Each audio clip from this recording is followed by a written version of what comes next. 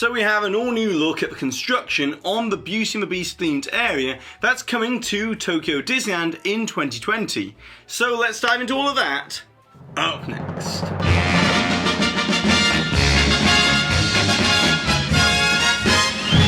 This video is sponsored by Mickey Travels, a platinum level authorized Disney vacation planner which can take the hassle out of all of your vacation planning. So visit the link in the description box to get your free quote today. Hi there Waltoneers, I'm Jack and this is of course DSNY Newscast, and yes, I'm back on the old DSNY Newscast set, but I'm going to be making some changes to it in the new year, so stay tuned for that, but don't worry, the couch is gonna stay. But anyways, with that all being said, let's get straight into it. As next year is going to be a big year for Tokyo Disney Resort. As in 2020, Japan will be the host country for the Summer Olympics, which will offer a tourism boost to the economy and most importantly, an expected increase in international attendance to both Comcast Universal Studios Japan and Tokyo Disneyland and Tokyo Disney Sea, which is owned and operated by the Oriental Land Company. So to capitalise on this big opportunity, both companies announced ambitious new lands, with the first ever Super Nintendo World opening at Universal Studios Japan in spring of 2020, just ahead of the beginning of the Summer Olympics on July 24th, whereas Tokyo Disneyland will counter with the opening of their new Fantasyland on April 15th, 2020, which will see a grand reimagining and expansion for a brand new Beauty and the Beast themed land that will feature a completely unique dark ride called Enchanted Tale of Beauty and the Beast.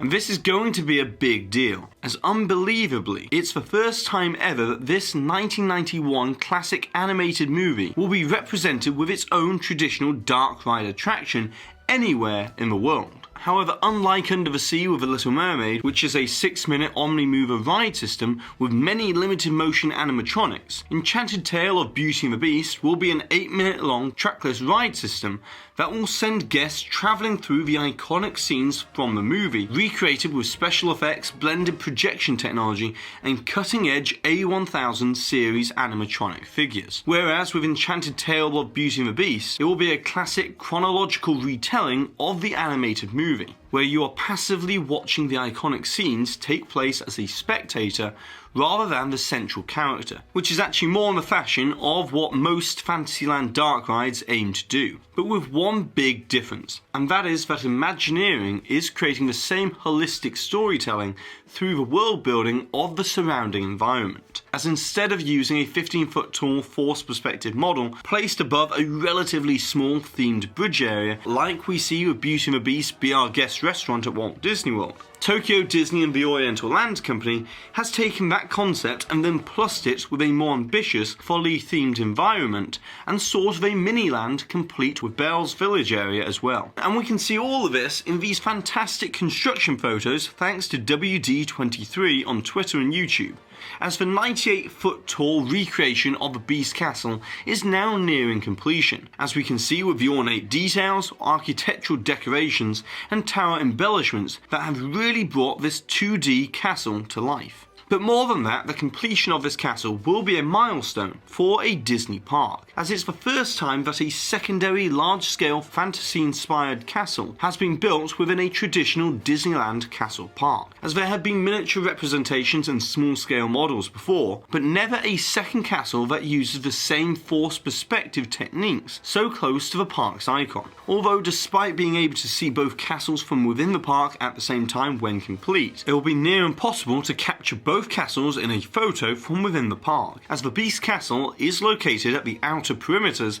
and is 70 feet shorter than Cinderella Castle that stands at 168 feet tall. But the reason why it was so important to build a large-scale replica of the castle over the direction that was chosen within Walt Disney World is because this is going to be an anchor point to draw guests down toward the main attraction building, instead of that of a highly themed dining experience. Plus, the size of the show building for the Beauty and the Beast ride meant that Imagineering had a lot of height and show space that they needed to disguise, and so it was only logical to build a forced perspective replica castle to act as the show show building's facade. But beyond this, we can also see that there will be a flat mountain landscape that will act as a backdrop and also a berm to keep the outside world from impeding on the sight lines of the park. And we can also see more of that poor provincial town being constructed that will complement the main attraction, as within the village area there will be Gaston's Tavern and LeFou's snack shop as well. However, I'm sure we'll be receiving a lot more in the way of sneak peeks inside the attraction early in the new year,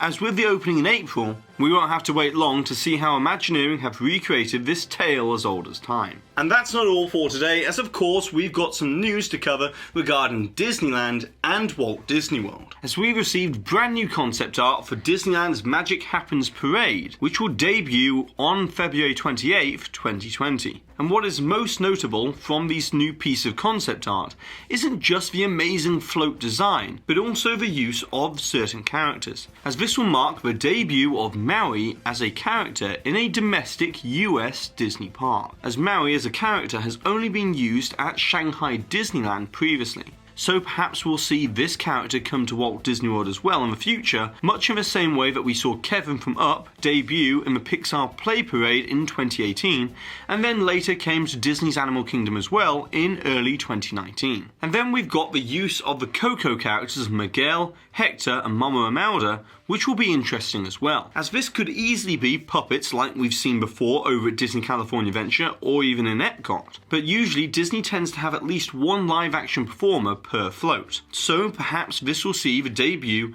of new character designs for those three Coco characters, which we'll later see within other Disney parks. And then also we've got the Frozen 2 float, which will pretty much be the exact same design as the one that debuted in Disneyland Paris for their Frozen celebration. And whilst we're speaking of Frozen 2, the highly anticipated and very well received sequel has now surpassed $1 billion at the worldwide box office, which is only the third Disney Animation Studios movie to do this, alongside Zootopia and the original Frozen from 2013. And so with this franchise now making over $2 billion collectively, I would expect for that long-standing rumour of a Frozen land for Disneyland to become even more credible given the recent box office success. And then lastly for today, moving on over to Walt Disney World, how could I not mention the big news that we finally got the opening date for Mickey and Minnie's Runaway Railway, which is going to be opening on Wednesday, March 4th, 2020. But I'll be sure to do a full update on everything that we know about Mickey and Minnie's Runaway Railway sometime in January, so stay tuned for that. And then sticking with Walt Disney World, as this week we have the grand opening of Disney's 15th Disney Vacation Club Resort